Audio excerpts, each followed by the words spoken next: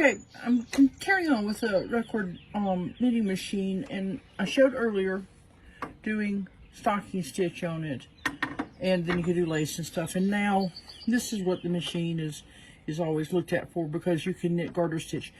In this way, it operates the same way as the Ukrainian Bukovinka, the Austrian Maida, which is a small version of this, and other of the kind of peg style garter stitch machines. They're not like the Hamanaka, they're not like the Pingguan, and those that have the double hooked needles. Instead, this is automating a peg operation. So garter stitch is the easiest stitch. It is the one that we teach to children, because you just knit, knit, knit, knit, knit, and then you turn it over and you knit, knit, knit, knit, knit, and so on and so forth. It's one of the hardest to do on the machines. And so, because something has to turn, you have to keep knitting on each side of the cloth, row by row. So let's see how this happens. So I've got this in place, and away we come. Okay. So the gate pegs are out, or whatever they're called, all right? And then I'm going to go over and over. Now, they wanted you to go way over here, but I found that it's a little bit distracting to go way over there. It might have been to kind of smooth the feed, but I don't have any problems with yarn feed, okay? I can do yarn feed all the time. So just there you go. And, all right, so now we've looped over the kind of paneling nail tips of this comb. Not at all like this other comb that we use for making the stocking stitch. So what do? Well, the first thing we do is we make the stitch. And we make the stitch by pulling the cloth over the loops that are up at the top. And because the loops at the top have stuck, in, you know, with the little nail head, they stay in place. There.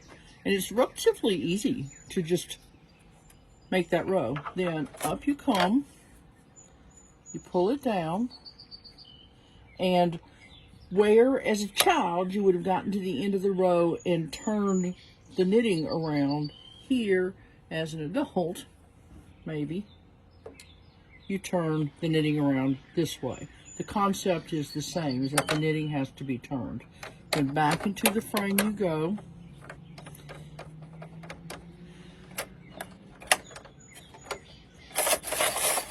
Over come your pegs.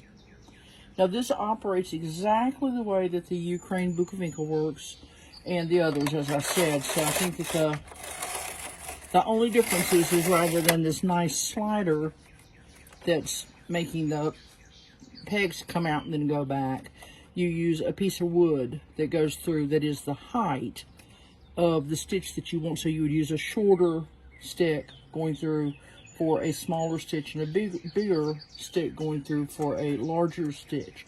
I thought at first that you have to pass the stick all the way through the knitting machine each time. You don't. Leave it at the end, whichever way you want, you know, a good yard of stick sticking out, right? Leave it at the end, and rather than going, okay, so when you push the stick in, it does this. Just go as far as you need. Place your yarn and pull the stick back out.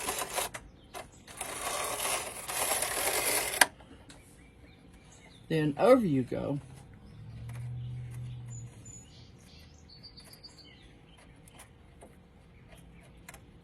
I was talking too much about sticks and not paying enough attention to stitches. The main thing is that the feed needs to be even. Okay, so I've got a drop stitch there, so what am I going to do? I've got an unmade one there. So up we come,